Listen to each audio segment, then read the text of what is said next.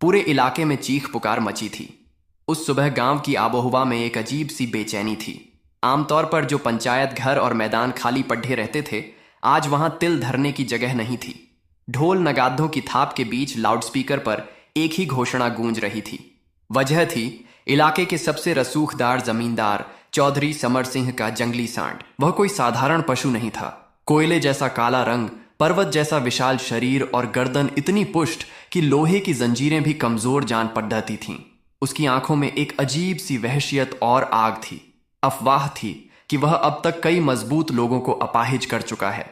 चौधरी ने ऐलान किया था, जो कोई भी इस बेकाबू जानवर को शांत कर देगा, मैं उसे 8 करोड़ रुपए का नकद इनाम दूंगा। इतनी बड़ी रकम सुनकर आसपास के कई जिलों के पहलवान और हिम्मतबाज वहां जुट गए थे। मैदान के एक कोने में एक 16 साल का लडिज का खामोश खद्दा था। उसका नाम था आर्यन। फटे हुए पुराने कपड़े, कंधे पर एक झूठ की बोरी और चेहरे पर गरीबी की धूल। वह सुबह से शहर की गलियों में कबाद्ध चुन रहा था, लेकिन शोर सुनकर यहां रुक गया। उसकी नजर सांड पर नहीं बल्कि उस बड्डे से पोस्टर पर थी जिस पर इनाम की राशि लिखी थी। आर्यन की आंखों के सामने बार बार एक ही चेहरा आ रहा था, उसकी मां सुमित्रा का। वह पिछले कई महीनों से बिस्तर पर थी। फेफड़ों की गंभीर बीमारी ने उन्हें बेहद कमजोर कर दिया था।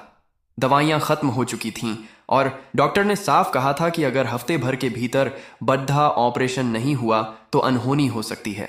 आर्यन जानता था कि कबाड़ बेचकर वह 2 वक्त की रोटी तो जुटा सकता है, लेकिन मां की सांसें नहीं खरीद सकता। मैदान में मुकाबला शुरू हुआ। एक एक करके नामी पहलवान उतरे। कोई सांड की गर्दन पकड़ाने की कोशिश करता तो कोई उस पर भारी रस्सा डालने की, लेकिन नतीजा हर बार भयावह होता। सांड एक ही झटके में सबको धूल चटा देता। भीड़ पहले शोर मचाती, फिर डर के मारे पीछे हट जाती। आर्यन सब कुछ बहुत गौर से देख रहा था। उसे अपने दिवंगत पिता की बातें याद आईं, जो पशुओं के व्यवहार को समझने में माहिर थे। वह कहते थे, बेटा, जानवर को ताकत से नहीं तसल्ली से जीता जाता है। उसे दुश्मन मत समझो, उसे बस ये एहसास कराओ कि तुम उसे नुकसान नहीं पहुंचाओगे। आर्यन ने अपनी मुट्ठियां भींची और आगे बढ़ा। उसे देखते ही भीड़ में ठाके गूंज उठे। अरे, ये कूदा ढोने वाला छोकरा क्या करेगा? अपनी जान प्यारी है तो भाग जा यहां से। आर्यन सीधे चौधरी समर सिंह के सामने खड़े दिया हो गया। उसकी आवाज धीमी मगर अटल थी। मुझे एक अवसर दीजिए। चौधरी ने उसे तिरस्कार से देखा। तुझे अपनी जान की फिक्र नहीं है? अगर तूने इसे काबू कर लिया तो मैं तुझे 8 करोड़ तो क्या 10 करोड़ दूंगा, और रहने के लिए घर भी। भीड़ फिर से हंसी, लेकिन आर्यन की आंखों में डर का नामो निशान नहीं था। बस एक जिद थी, मां को बचाने की। मैदान में सन्नाटा छा गया। आर्यन ने अपनी बोरी एक तरफ रखी और नंगे पैर मिट्टी पर कदम रखा। लोग फुसफुसा रहे थे, ये तो खुदकुशी करने जा रहा है। लेकिन आर्यन का ध्यान सिर्फ सांड की सांसों की लय पर था। उसे सांड के नथुनों से निकलती भाप और उसके पैरों की धमक सुनाई दे रही थी। उसने सांड की आंखों में सीधा नहीं देखा, क्योंकि वह जानता था कि सीधी नजर चुनौती होती है। वह बहुत धीमी गति से सांड की ओर बढ़ा। सांड ने जोर से अपना पैर पटका और सीधा आर्यन की तरफ हमला किया। भीड़ चिल्लाई, खत्म, सब खत्म। लेकिन आर्यन ने ऐन मौके पर अपनी फुर्ती दिखाई और एक तरफ गोता लगाया। उसका घुटना छिल गया, चेहरे पर मिट्टी लग गई, लेकिन वह तुरंत खद्दा हो गया। सांड पहली बार हैरान था। उसने किसी ऐसे इंसान को नहीं देखा था जो गिरकर इतनी खामोशी से उठ खद्दा हो। आर्यन धीरे धीरे सांड के पास गया।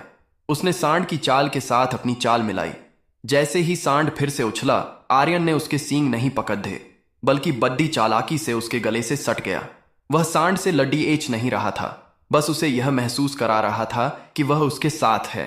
मिनट बीतते गए। सांड की उत्तेजना कम होने लगी। आखिरकार सांड के घुटने टिक गए और वह शांत होकर मैदान में बैठ गया। पूरा मैदान सुन्न रह गया।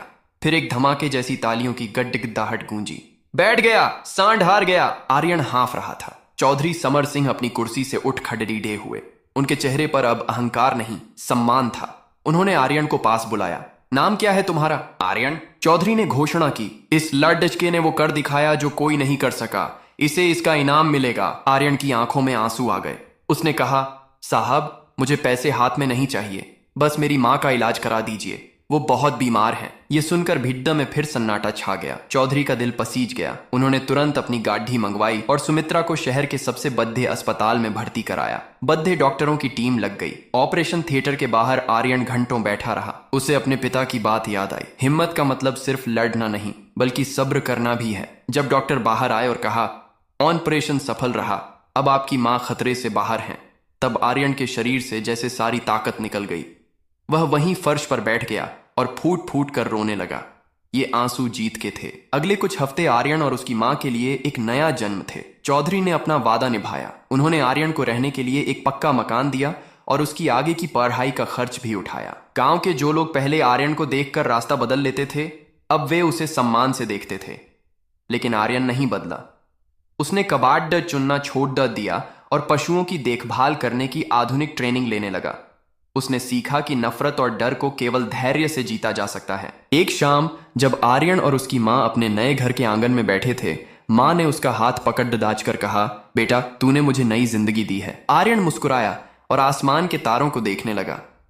उसने कहा, नहीं मां, उस दिन मैदान में मैंने सिर्फ सांड को काबू नहीं किया था, मैंने अपनी गरीबी और अपनी किस्मत को काबू किया था। आर्यन की यह कहानी केवल एक लड़के की जीत नहीं थी, बल्कि यह मिसाल थी कि जब इरादे नेक और हौसले बुलंद हों तो दुनिया की कोई भी ताकत आपको हरा नहीं सकती। अगला कदम। क्या आप इस कहानी में कुछ और बदलाव चाहते हैं, या मैं इसे किसी खास प्लेटफॉर्म जैसे यूट्यूब स्क्रिप्ट के हिसाब से फॉर्मेट कर दूं?